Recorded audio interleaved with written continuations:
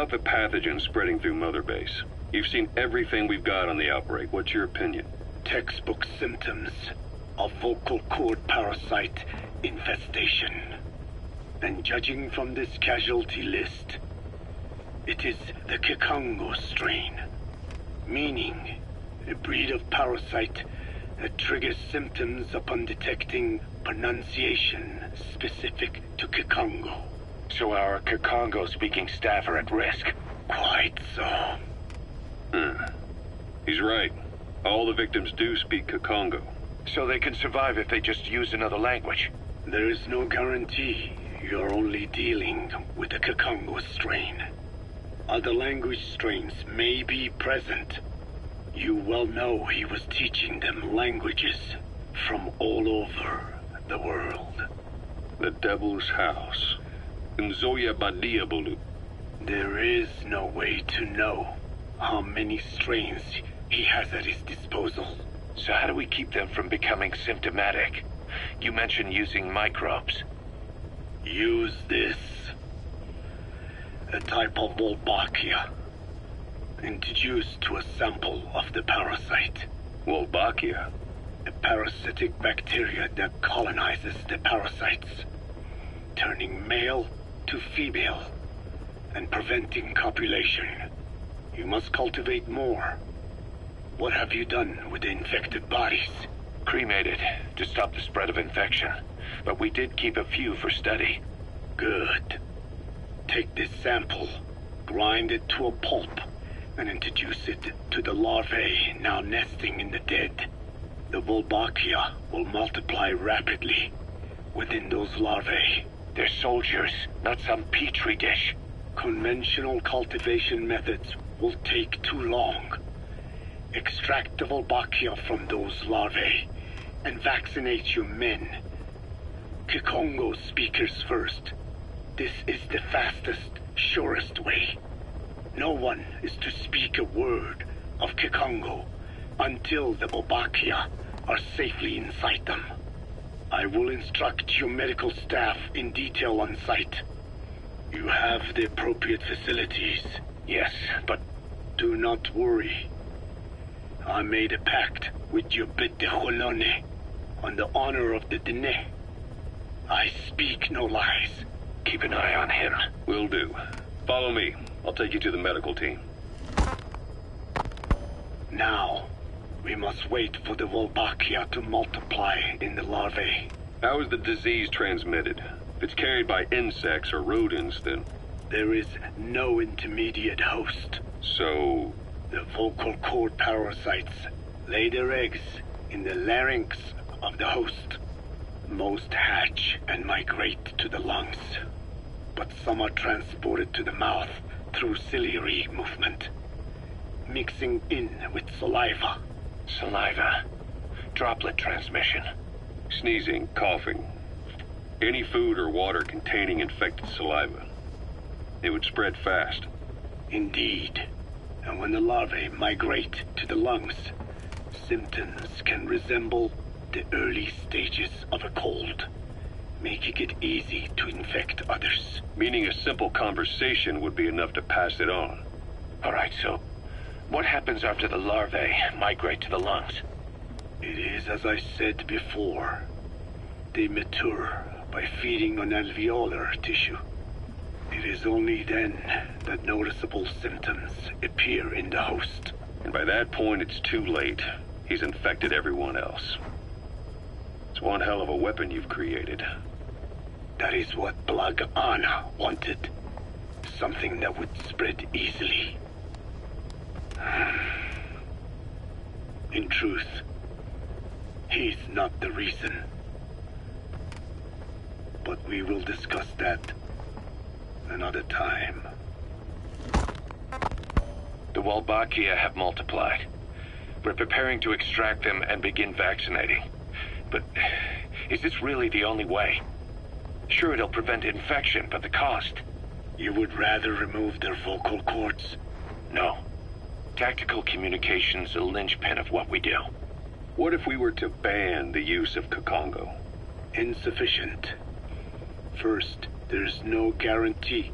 that only the Kikongo strain is here.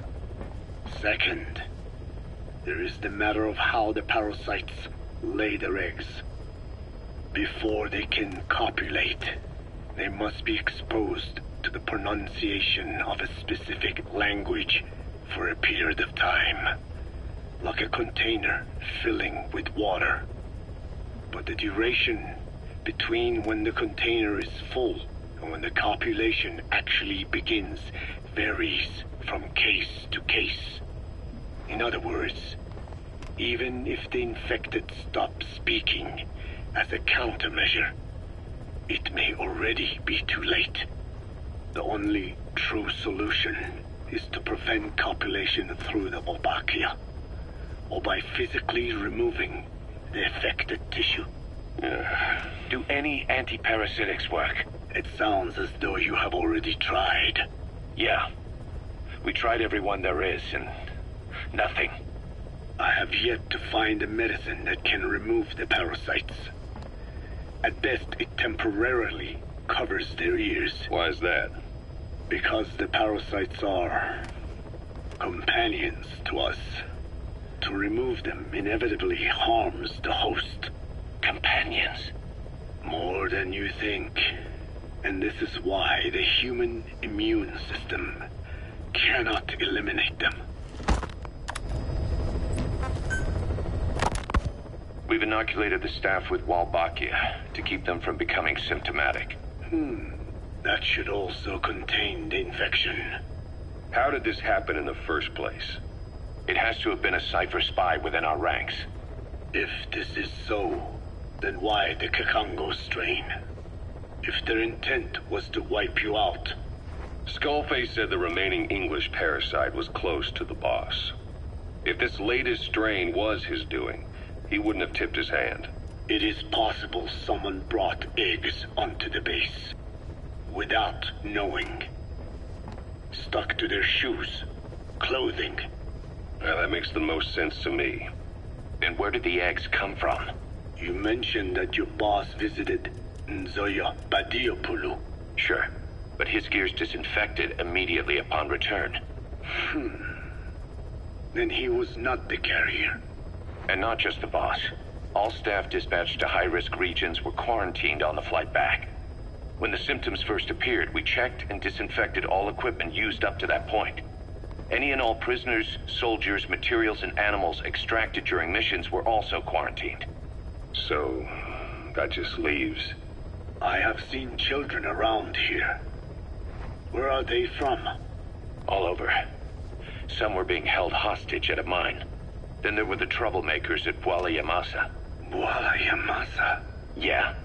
Their clothes, their things. Did you burn them? They're just kids. We couldn't... And besides, not one of them's shown symptoms. The parasites don't infect prepubescent hosts. Their vocal cords are not fully developed. Well, if infection doesn't occur in children... It is possible they carried eggs on their clothes, and the infection spread from them. Check the kid's stuff. I doubt there is any trace left by now. But if there is, some of those kids must be close to hitting puberty. How could we have missed this? The name Bwala Yamasa got quite a reaction from you. I'm guessing the Kikongo strain was released in that village. Cypher used that region to experiment with vocal cord parasite transmission. The Kikongo strain. The settlements around the refinery upstream of Bwala Yamasa were the proving grounds. They would infect one villager and record transmission speed. Dangerous work. If they failed to contain the infection, it would slip into the surrounding regions. At which point the world found out about the parasites, making them useless as a weapon. Incredible they'd risk such a thing. The test site was densely populated too. A terrible place for such experiments. No doubt, They thought burning everything would wipe away all traces. The settlements were covered in oil anyway. Who would wonder if one day they caught fire? And so it did.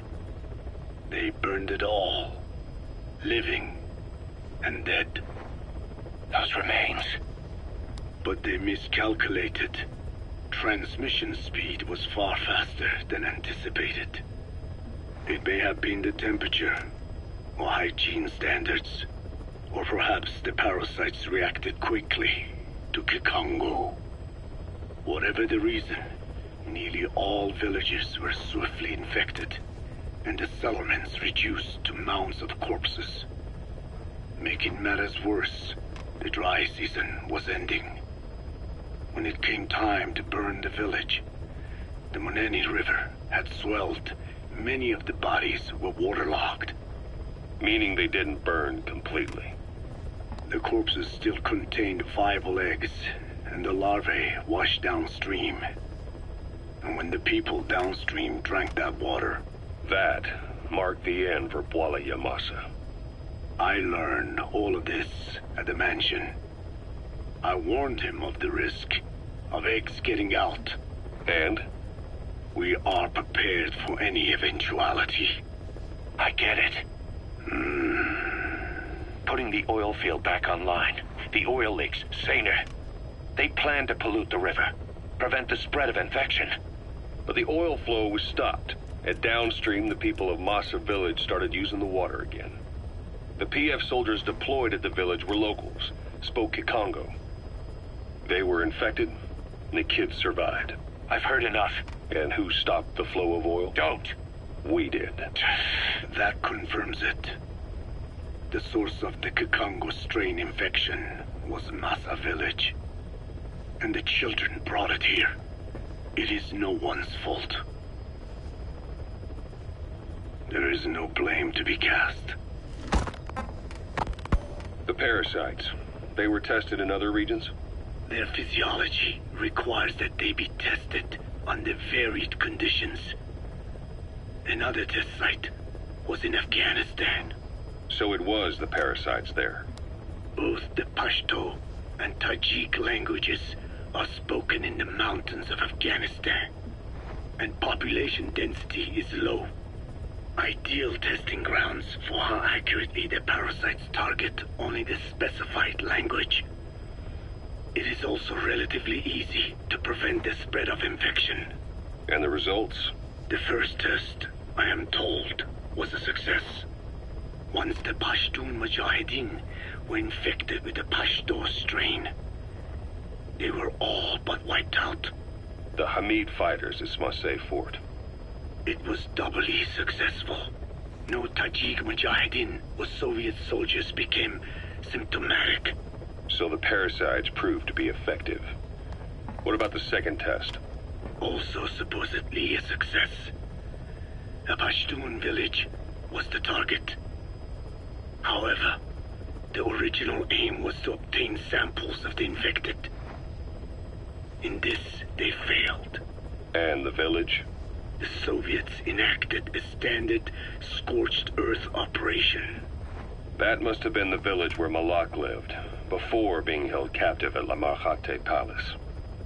Having had more time to think on it, the details shared with me may have been false. They are madmen who would do anything to cover up the truth. They certainly seem to like tossing their problems in the fire. As a boy, Skullface's life went up in flames. Perhaps that is what fuels his fixation with fire. Your Wolbachia stopped the infection all right, but I still don't get it. How can a few bacteria change males to females?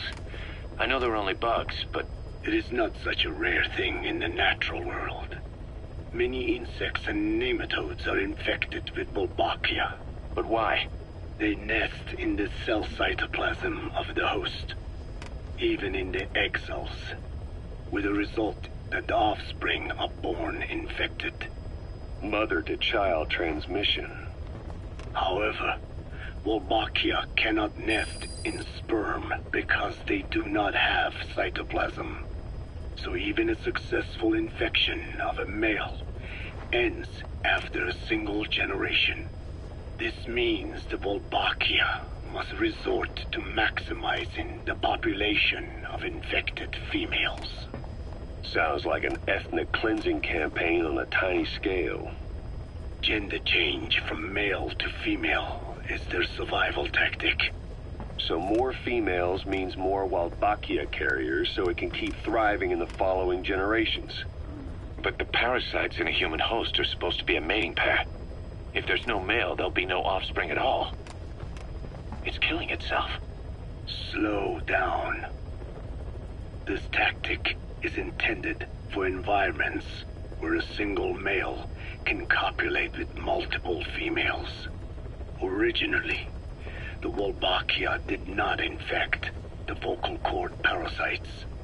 I created a mutated strain, modifying the Wolbachia so that it could infect monogamous pairs. The Wolbachia's greatest multiplying tactic, the male-to-female change, worked against itself in the monogamous parasites. Just as you said. Then I performed repeated selection of Wolbachia strains until I achieved 100% certainty of male-to-female conversion. Creating female-female pairs, unable to reproduce. And you say the Wolbachia affects the host of the host, that is, us, cutting off our means to reproduce? It is almost certain. Of course, we will not turn female. After all, mammals possess no natural gender-changing function. But some Wolbachia strains can cause cytoplasmic incompatibility in the host. Is that some cell deformity? Put simply, it means the altered sperm of infected males kill the female's egg on contact. And that's happened to us? Yes. And yet, what occurs in humans is not just simple CI. To date, there are no cases of Wolbachia affecting humans. The fact that this strain causes this effect, is it the vocal cord parasite's affinity with humans? I do not know enough to say for sure. So the parasite warps the host. Reminds me of what Skullface said. It is the way of all organisms to create their own optimal environment. Just look at you and this base. Organisms that cannot do this are doomed to extinction. The difference with parasites is that their environment is another organism. That creates a connection between life and life. Parasitism, symbiosis, or death. In this way, the host too is challenged to adapt.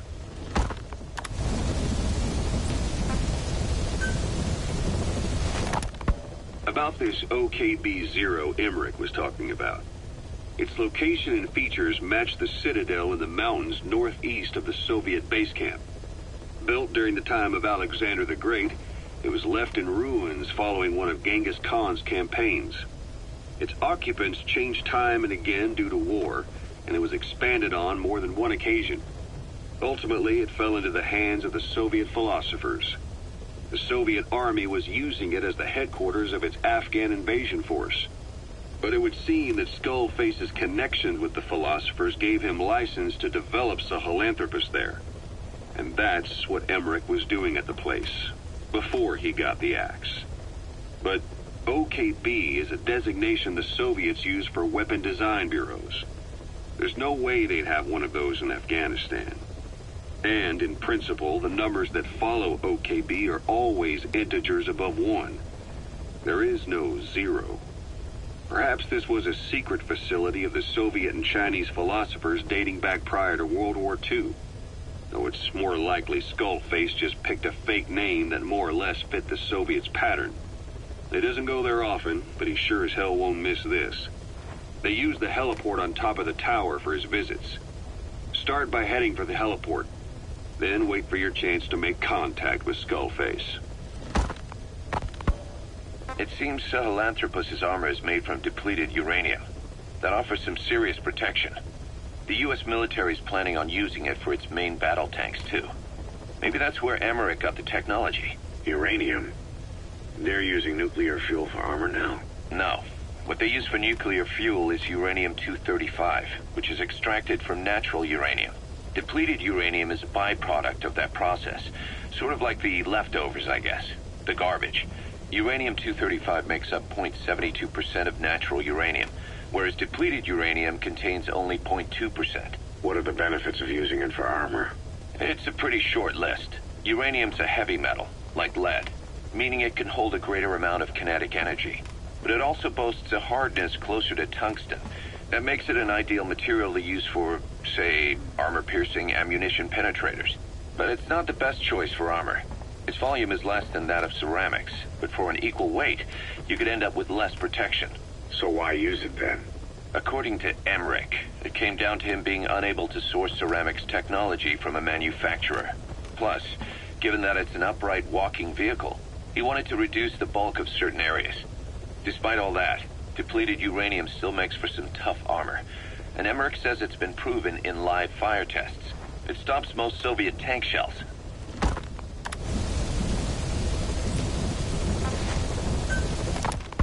Go, Tucker. What are the metallic archaea? Volcanic craters spewing sulfur. Water hot enough to boil your skin off. Ocean depths of 800 plus atmospheres. Wastelands radioactive enough to kill you where you stand. There are groups of organisms that survive despite. No. Because of living in such environments. I've heard about that. Extremo... something. Extremophiles. By selecting certain species, then subculturing and repeatedly modifying them, I created a metallic offspring of pure archaea. They subsist on metals rather than organic matter. And some of them even consume uranium? Yes. Uranium enrichment archaea metabolize only uranium-235. As a result, they produce weapons-grade enriched uranium. How is that possible?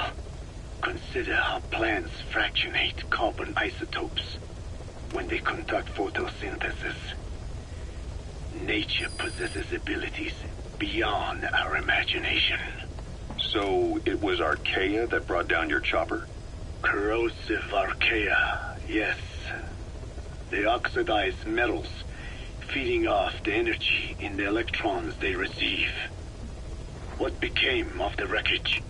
We had the R&D team retrieve samples for study in airtight plastic containers, of course. Prudent. We shall extract archaea from it in good time. They should help you fight back against Blaga Ana. Any chance we could start now? It doesn't have to be a lot. I might just have another use for them. If it's only a small amount you need. That's fine. I'll get the R&D team to assist.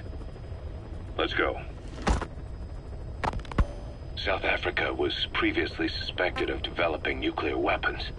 It already had a conspicuous presence at the UN because of apartheid and its armed expansionism.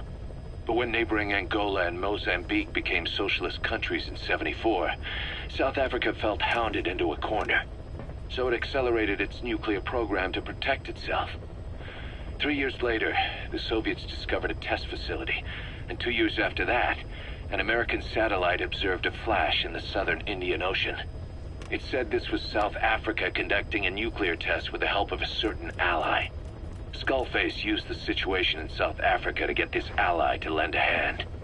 They both wanted nukes, so it was a mutually beneficial relationship. On the surface, anyway. I figure South Africa started getting serious about nuclear weapons production in '75. In '74, the government was still able to get by with bluffing that it had a nuclear arsenal. But the year after, word spread that an independent armed group in the Caribbean was crushed by Cypher for possessing a WMD. That's right, boss. What happened to you and your men was the reason South Africa decided to push ahead with nuclear development. A force independent of any country getting its hands on a nuke. That was a threat to the existence of countries everywhere. It wasn't just South Africa. Your presence pushed a lot of countries to get nukes. The world was scared of you. You were a threat to more than just the Cold War. If nations are gears in a machine, you had the power to smash them loose and watch the whole world grind to a halt.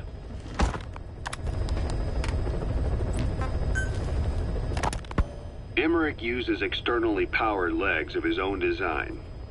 It's bionics technology, a product of the U.S. military's failed attempt to develop a powered exoskeleton. All the wearer has to do is apply a little force, and the actuators continue the movement in that direction. But his legs are unique. Instead of using a hydraulic mechanism, the actuators run off metallic archaea. That increases the actuator's reaction speed and also enables him to lock and release the joints at will. The legs are a nifty little gadget, but they have two clear weaknesses. First, they're dependent on external power, maybe because he built them knowing he couldn't leave his lab. There's no internal battery. That's why they won't work if they aren't plugged in.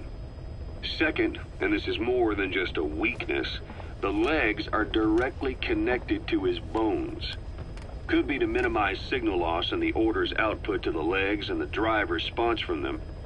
Either way, Emmerich has used bolts to attach load-bearing parts directly to his femurs, probably by mimicking surgical treatment for compound fractures and the like. But the end result is those legs and his body are fused together. And that appears to be how he's able to move them so precisely. But that also means that any shock to the legs would be delivered right to his bones by way of those bolts. The same is true if he encounters the corrosive metallic archaea.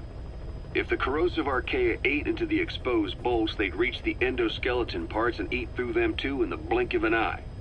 The doctor's bones are full of holes to accommodate all the bolts. They're like sponges. If he were to lose the reinforcing parts, even the tiniest bit of force or weight would snap his bones. So when I dangled those corrosive metallic archaea in front of him, he realized straight away what would happen. Life wouldn't be worth living if he lost those legs of his. I'd bet that is what the doctor fears the most. I just helped him imagine what it would be like. Thanks to that, I got the information we needed without either of us getting hurt. You know how he is. He's probably already over the shock. The better you know your adversary, the easier it is for you to get information from them.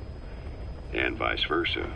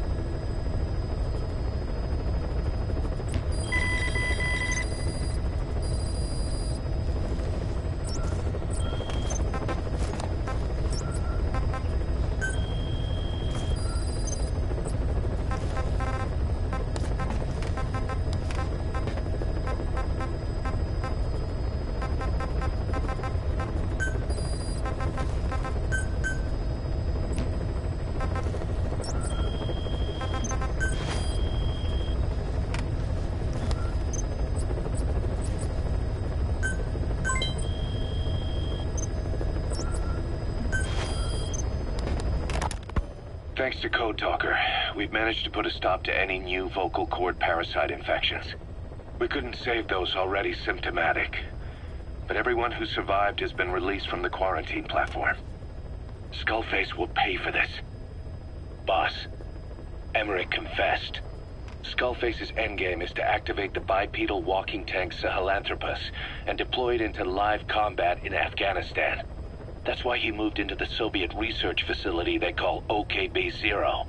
If his plan comes to fruition, there'll be no stopping the ripple effect worldwide. Find a way to make contact with Skullface before that happens. Then learn what you can from him, and put a stop to his plan. We'll have our fun with him later. This is it, boss. Diamond Dogs is strong enough now to face him head-to-head. It won't be like 9 years ago. Make your way to OKB-0.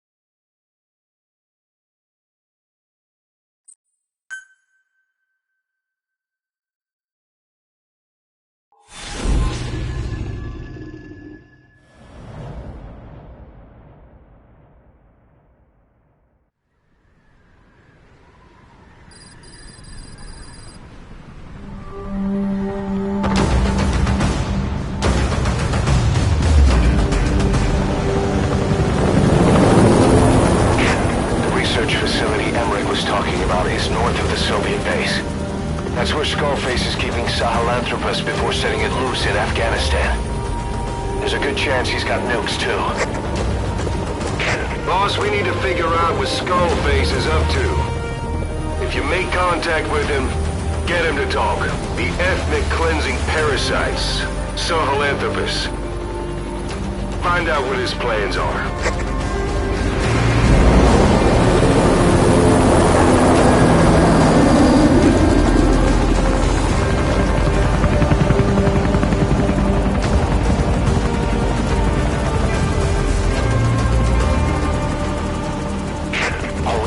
Skullface's plans are on the verge of fruition. We need to stop him while we still can.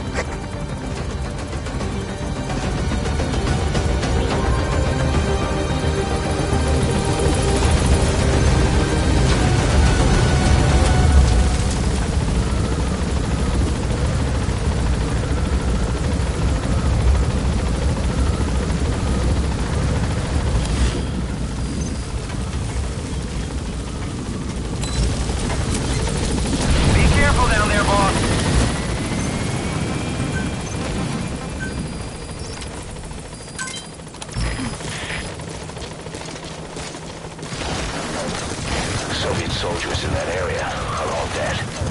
Apparently XOF unleashed the Russian parasite strain. To isolate the facility, they first spread reports of a chemical weapon leak.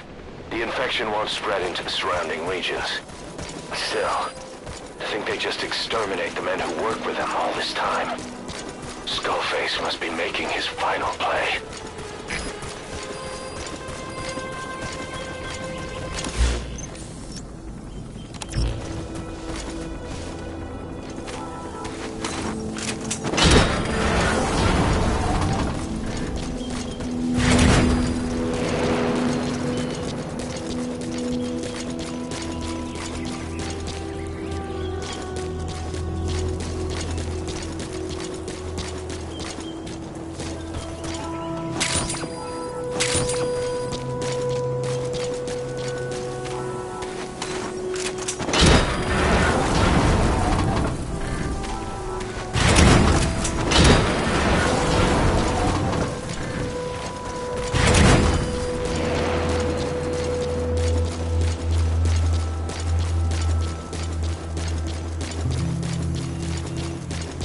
Eli snuck into the cargo on board the chopper.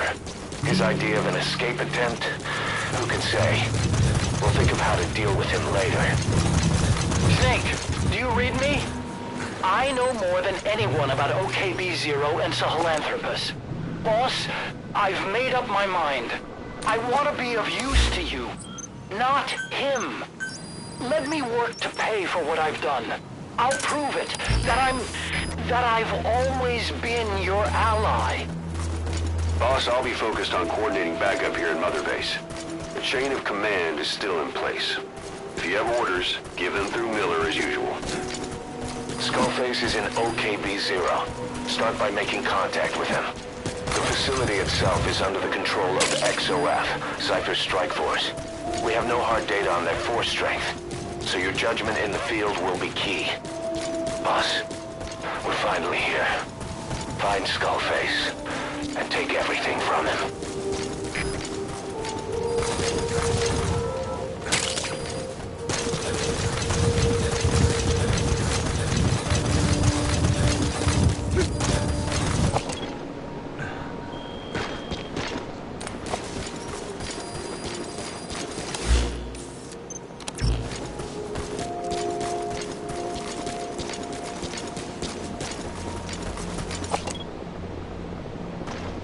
Boss, get down.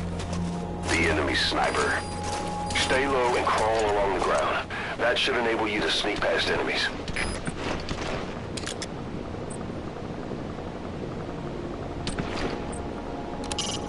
No doubt about it. XOF. Cypher's covert strike force. Now they're taking orders from Skullface.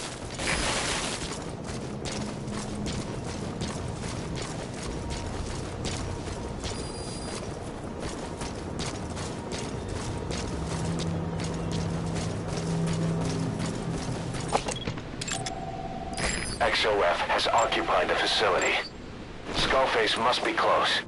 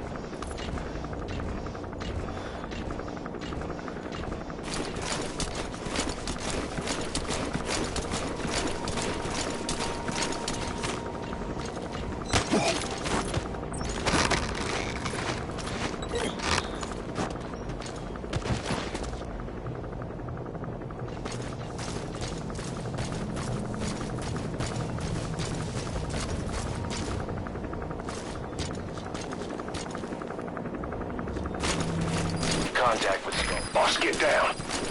The enemy sniper. Stay low and crawl along the ground. That should be good work. 2 more gates to go. Still all quiet at the silo.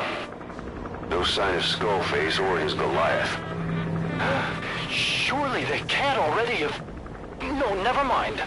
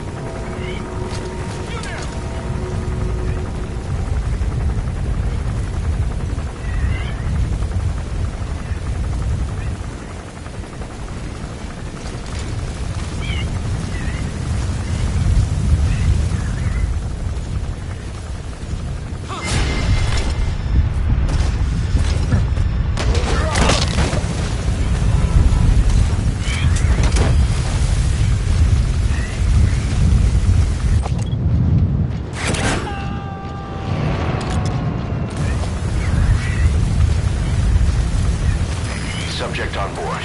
Leave the rest to us.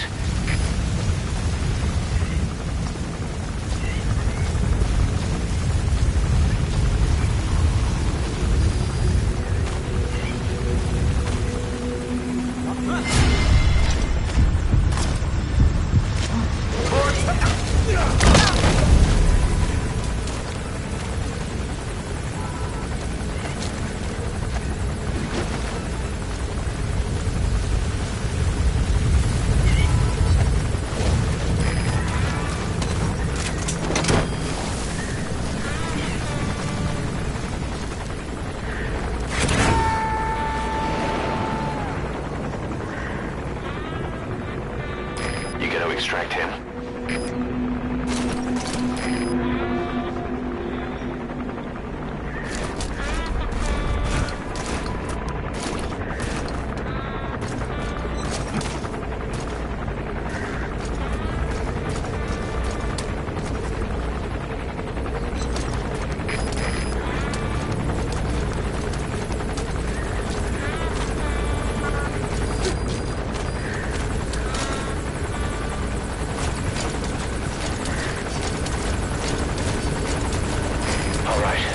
Second gate. Only one gate left. From here on in, you're in the enemy's headquarters. Something's wrong. But it has to be here.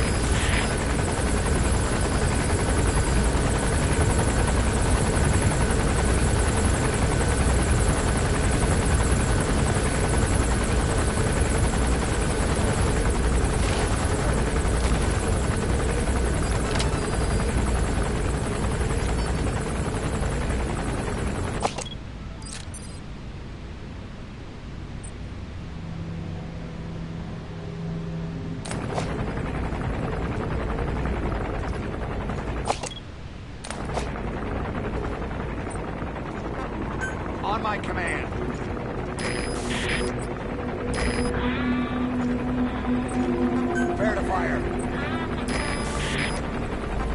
Fire!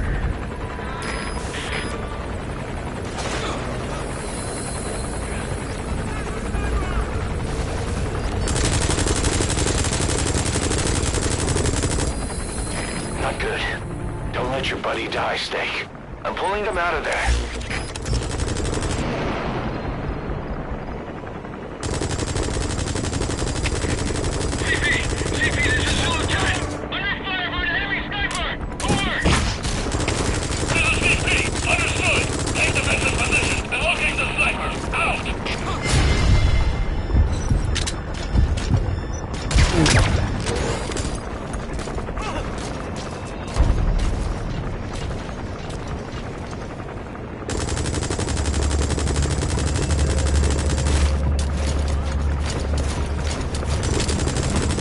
XOF has occupied the facility. Skullface must be close. CP, this is Zulu 10. Under fire from an enemy sniper! Over!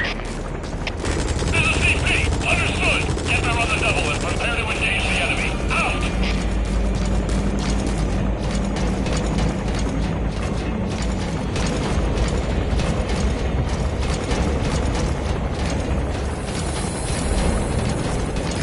Stop coming after you. His ride has arrived. Don't let Skullface get away. Stop him at the heliport.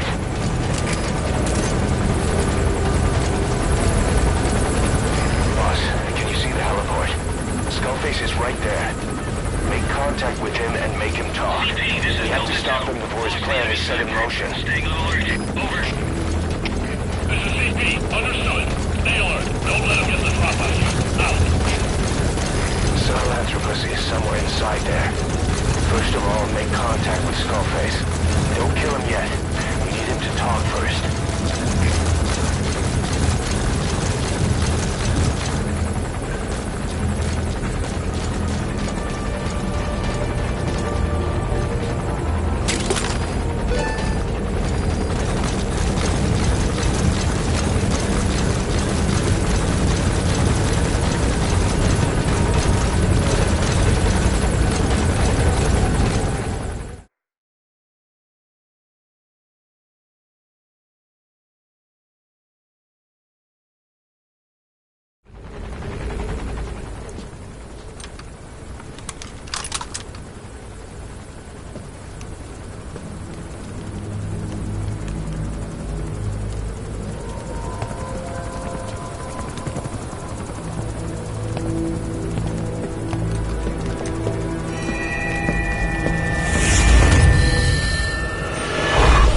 You too have known loss, and that loss torments you still.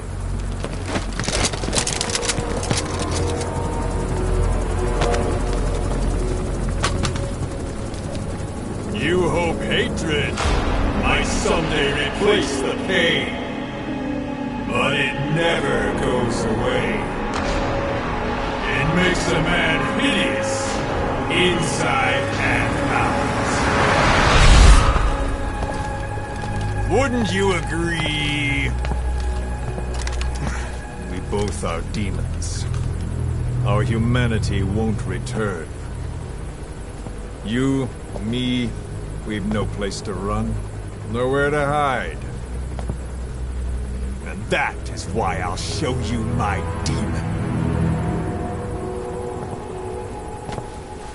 Follow me, big boss!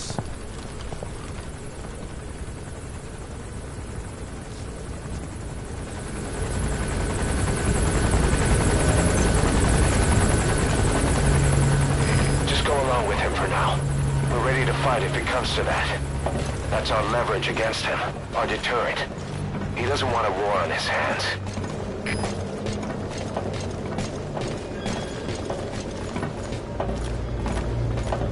Whatever the Navajo told you, it's just one possible solution derived by Cypher. My will is different.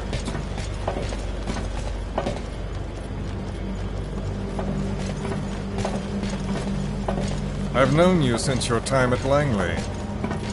I've long been the other side of your coin.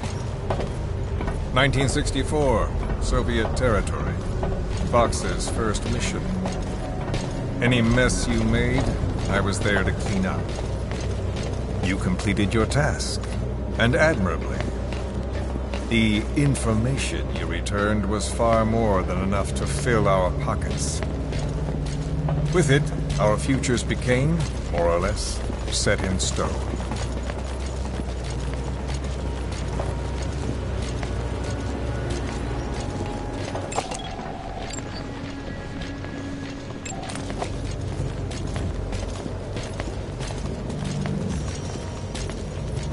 Then the Major came to me with an idea.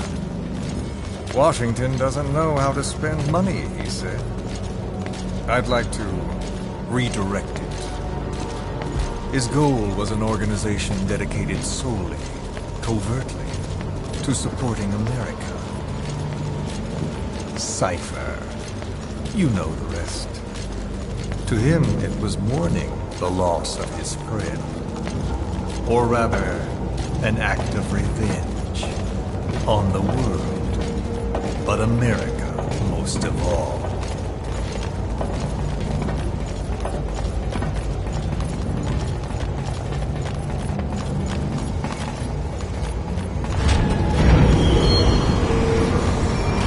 America is a country of liberty, a meeting of immigrants. Instead of simply assimilating, its citizens live alongside others. Their roots are very diverse. America's never been made up of just one group. But he tried to forge a single consciousness for it and from it. The idea that every citizen would use free will to unite behind their country. Unilateralism like that can't be entrusted to any one individual. So the Major sought a system that used information, words, to control the subconscious.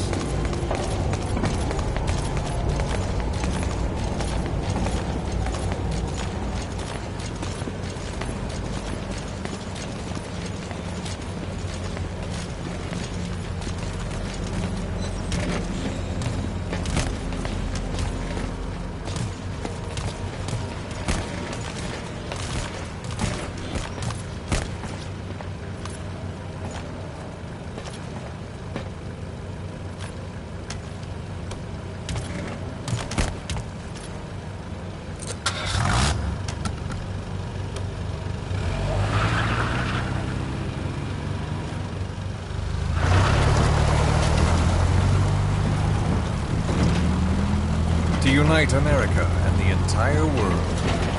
The Major thought this was his friend's will. But I think he never understood what she wanted. Before he ever walked or cried, even before he was born, his mother tongue was English. He doesn't know the pain of losing his own language. Not yet. He cannot understand her will. I do. I was born in a small village. I was still a child when we were raided by soldiers. Foreign soldiers. Torn from my elders, I was made to speak their language. With each new post, my masters changed, along with the words they made me speak. Words are peculiar. With each change, I changed too. My thoughts, personality, how I saw right and wrong. War changed me. And not only my visage. Words can kill. I was invaded by words, burrowing and breeding inside me. A philosopher once said, "It is no nation in heaven, but a language." Make no mistake, our native tongue is our true fatherland. My fatherland, my truth was stolen from me. And so was my past. All that's left is the future. And mine is revenge. On those who leech off the words of their fellow man. This is what I learned from the Major. And then it hit me. It was he who should feel my wrath. He and the code he chose as basis for control. Language codes, information codes, beamed all around us, genetic codes spanning history. By controlling the codes, Cypher Zero intends to unify the world. Codes implanted into our heads, sucking our minds dry as it spreads from one host to the next. A parasite upon this earth, that is what Zero is. As one born into this world he's afflicted, I hold him responsible for killing my freedom. Killing all traces of my past. Killing any promise of a future. We are all but dead men forced to walk upon this earth. A world reduced to zero. Cypher plans to use its codes to control the world. They think they can. And the mother tongue of all those codes is hate.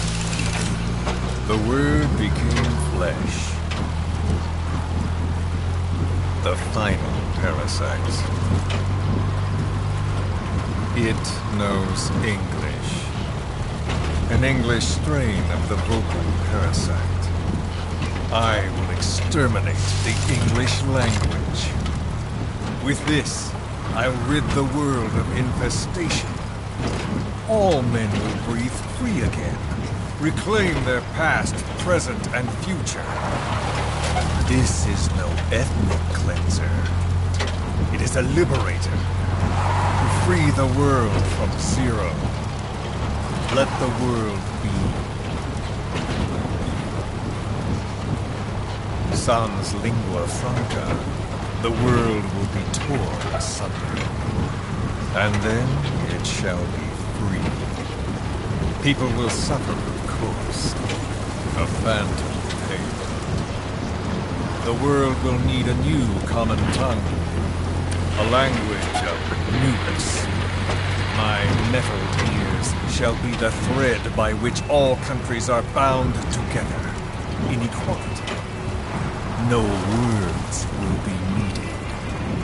Every man will be forced to recognize his neighbor. People will swallow their pain. They will link lost paths. And the world will become one. This war is peace.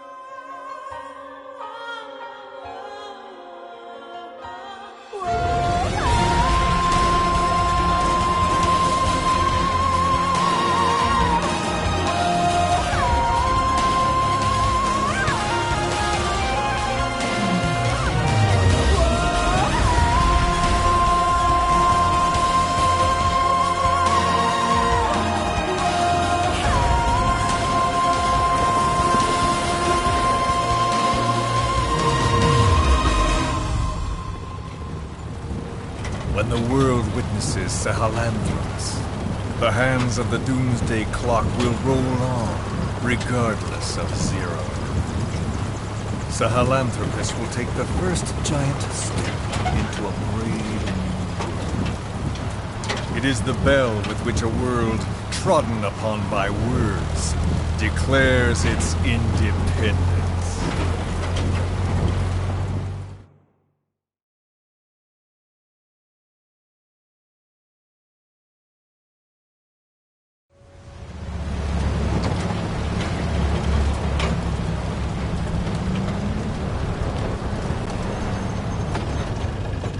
We are here.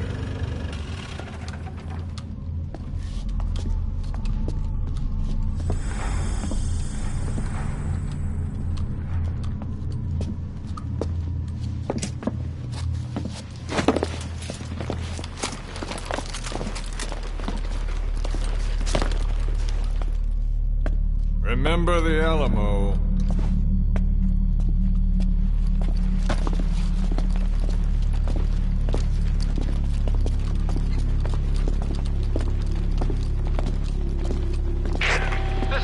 On station to provide cover.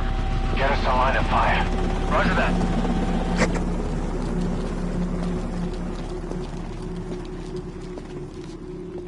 We're not the only demons in this world. Like you, vengeance is all he has. It's man's thirst for revenge that drives the times. Just as you live because of me, he lives because of you. Show him!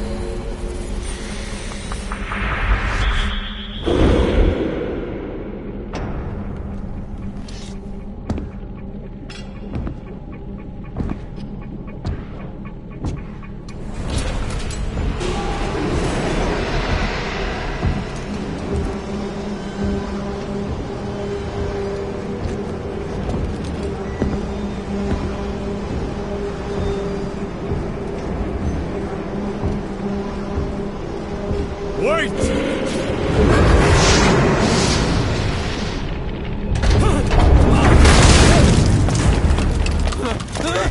Who is doing this? Such a lust for revenge?